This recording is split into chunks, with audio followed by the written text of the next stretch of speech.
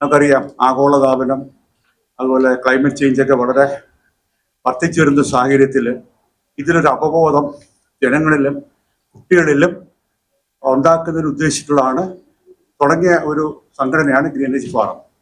ഇതിൻ്റെ പ്രസിഡന്റ് അന്തരിച്ച professor V K Thomas സാറായിരുന്നു.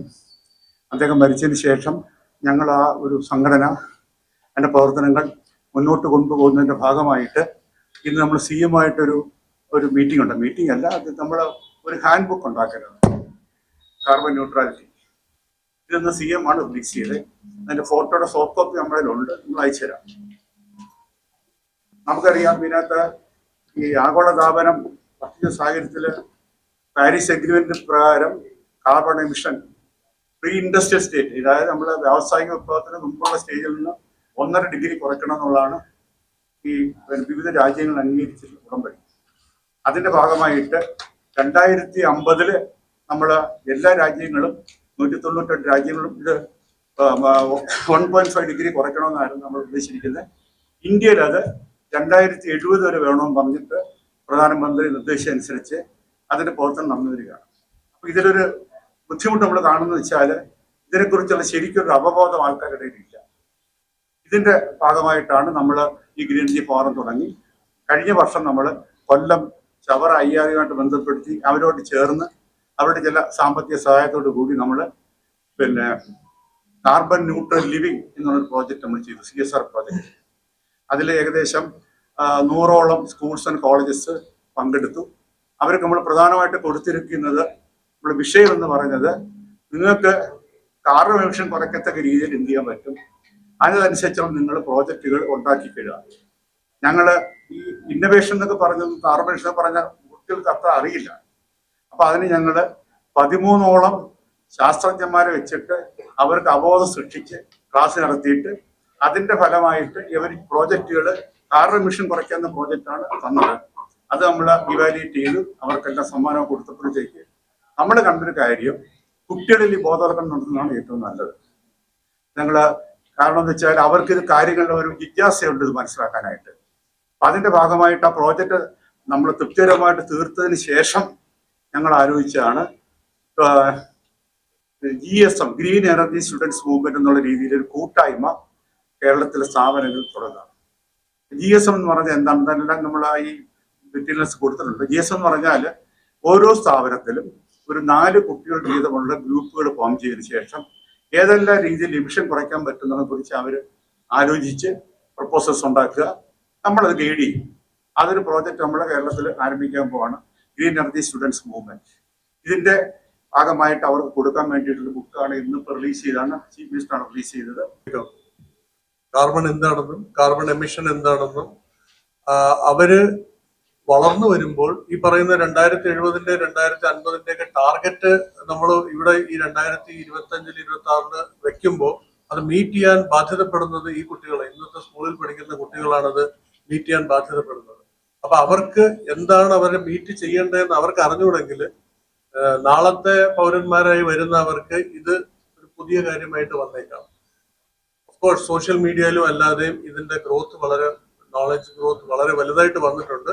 എങ്കിലും നമുക്കൊരു സ്റ്റാൻഡേർഡ് കരിക്കുലത്തിൽ പർട്ടിക്കുലർലി സ്റ്റേറ്റ് സ്കൂൾസിലും ഒക്കെ വരാനായിട്ടുണ്ട്. കാരണം ലാർജർ പോപ്പുലേഷൻ അവിടെയാണ് ഇരിക്കുന്നത്. ജനറൽ പബ്ലിക്കിന്റെ ഇടയിലുള്ള അവയർനെസ്സും കുറവാണ്. ഞങ്ങൾ ഈ ഹാൻഡ് ബുക്ക് സോഫ്റ്റ് കോപ്പി ആയിട്ടാണ് കൊടുക്കുന്നത്. കാരണം ഗ്രീൻ എനർജി ഫോറം ആയതുകൊണ്ട് റെപ്രസെന്റ് ചെയ്യുന്ന രീതിയിൽ ഒരു ഹാൻഡ് ബുക്ക് നമ്മൾ പ്രിന്റ് ചെയ്തു എന്നേ ഉള്ളൂ. ബാക്കി എല്ലാ സ്കൂളുകളിലും ഇത് അതാത് ക്ലബുകളിലുമായിട്ട് ഡിസ്ട്രിബ്യൂട്ട് ചെയ്യാനാണ് ഉദ്ദേശിക്കുന്നത്. നമ്മൾ എല്ലാവരും ആർട്ടിഫിഷ്യൽ ഇന്റലിജൻസിനെ പറ്റിയും നമ്മുടെ ഡെയിലി ലൈഫിൽ ChatGPT മുതലായ എല്ലാ കാര്യങ്ങളും ഉപയോഗിക്കുന്നുണ്ട്. ഇന്ന് സ്കൂൾ കുട്ടികൾ വരെ ഹോംവർക്കും അസൈൻമെന്റും ഒക്കെ ചെയ്യുന്നത് ChatGPT പോലുള്ള സാധനങ്ങൾ ഉപയോഗിച്ചാണ്. പക്ഷെ നമ്മൾ ChatGPTയിൽ ഒരു പ്രോംപ്റ്റ് കൊടുക്കുന്ന സമയത്ത് അതിന്റെ എമിഷൻ എത്രയാണെന്നുള്ളത് അവർ അറിഞ്ഞിരിക്കണം. അതായത് അവർ ചെയ്യുന്നത് എന്താണെന്നും എനർജി ഇന്റൻസിറ്റി അവരെങ്ങനെ കോൺട്രിബ്യൂട്ട് ചെയ്യുന്നുണ്ട് എന്നുള്ളതും അവർ അറിഞ്ഞിരിക്കണം.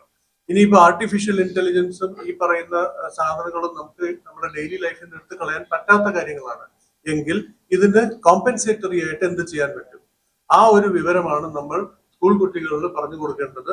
കോളേജ് കുട്ടികളിലും പറഞ്ഞു കൊടുക്കാം. പക്ഷെ ഞങ്ങളുടെ ഗ്രീൻ എനർജി ഫോറത്തിന്റെ കാഴ്ചപ്പാടെന്ന് പറഞ്ഞാൽ ക്യാച്ച് ദം യങ്, അവര് ഒരു 3rd സ്റ്റാൻഡേർഡ് മുതൽ 7th സ്റ്റാൻഡേർഡ് വരെയുള്ള ആ കാലഘട്ടത്തിൽ അവർക്ക് ഈ കാര്യങ്ങൾ പകർന്നു കൊടുത്തു കഴിഞ്ഞാൽ സ്വാഭാവികമായിട്ടും ഉത്തരവാദിത്വ ബോധമുള്ള പൗരന്മാരായിട്ട് അവർ വളരുകയും ചെയ്യും. പിന്നെ ഞങ്ങള് ഫോക്കസ് ചെയ്ത 3 കോർ ഏരിയാസ് ഫുഡാണ്. അപ്പൊ അതിൻ്റെ അകത്ത് ഇപ്പം ഇതിൻ്റെ അകത്ത് നമുക്ക് വളരെ സുപരിചിതമായ ചില കാര്യങ്ങൾ കാണാം. ഏറ്റവും പോപ്പുലർ ആയിട്ടുള്ള ഫാസ്റ്റ് ഫുഡ്സ് ആണ്. ഈ ഫാസ്റ്റ് ഫുഡ്സ് കാർബൺ എമിഷൻസിനെ എങ്ങനെ കോൺട്രിബ്യൂട്ട് ചെയ്യുന്നു, ഒരു ബീഫ് ബർഗറോ ഒരു ചിക്കൻ ബർഗറോ നമ്മൾ കഴിക്കുമ്പോൾ ഉണ്ടാകുന്ന എമിഷൻസ് എന്താണ്, മറിച്ച് നമ്മൾ കാലാകാലങ്ങളായിട്ട് കഴിച്ചുകൊണ്ടിരുന്ന സ്റ്റേപ്പിൾ ആയിട്ടുള്ള അരിയോ പരിപ്പോ അതുപോലുള്ള സ്റ്റേപ്പിൾ ഫുഡ്സ് എന്തെങ്കിലും കൺസ്യൂം ചെയ്യുന്നുണ്ടെങ്കിൽ ചപ്പാത്തി, അതിന്റെയൊക്കെ കാർബൺ എമിഷൻസ് എന്താണ്, പാഡി ഗ്രോത്തിന് കാർബൺ എമിഷൻസ് ഉണ്ട്, അഗ്രികൾച്ചറിന് കാർബൺ എമിഷൻസ് ഉണ്ട്. ഈ നോളജ് നമ്മൾ പകർന്നു കൊടുക്കേണ്ട സമയം അതിക്രമിച്ചിരിക്കുന്നു. India is A large country, അതുകൊണ്ട് അതിൻ്റെതായ ചില ഡിലേസ് നമുക്കുണ്ട്. ഗ്രീൻ എനർജി ഫോറത്തിന്റെ പ്രധാനപ്പെട്ട ഒരു ലക്ഷ്യം എന്ന് പറഞ്ഞു കഴിഞ്ഞാൽ റീച്ച് അറ്റ് ദ ബേസ്, ഏറ്റവും താഴെത്തട്ടിൽ സ്കൂൾ ലെവലിൽ നമ്മൾ എത്തുക. ഈ എത്തുന്നത് വഴി നെക്സ്റ്റ് 10 ഇയേഴ്സിനുള്ളിൽ അവെയർ ആയിട്ടുള്ള ഒരു ലാർജ് സമൂഹം നമുക്ക് ഉണ്ടാക്കുക. നീഡ് ആൻഡ് ഗ്രീഡിന്റെ ബാലൻസ് കുട്ടികളിൽ പറഞ്ഞു കൊടുക്കുക. നീഡ് എന്താണ്, ഗ്രീഡ് എന്താണ്. അതായത് പണ്ട് നമ്മൾ ഇപ്പം നമ്പർ ഓഫ് ഡ്രസ്സസ് നമുക്കുള്ളത്, നമ്പർ ഓഫ് ഷൂസ് നമുക്കുള്ളത്, നമുക്ക് ചേഞ്ചസ് എന്തൊക്കെയാണ് വന്നേക്കുന്നത് ലൈഫ് സ്റ്റൈലിൽ, കംഫർട്ട്, എയർ കണ്ടീഷനിങ് ഇല്ലാതെ നമുക്ക് ചെയ്യാൻ പറ്റില്ല, വാഹനങ്ങൾ നമ്മൾ എന്താ ഉപയോഗിക്കുന്നത്, ഇതെല്ലാം നമ്മുടെ സ്കൂൾ കുട്ടികളിൽ നിന്നും പറഞ്ഞു തുടങ്ങണം.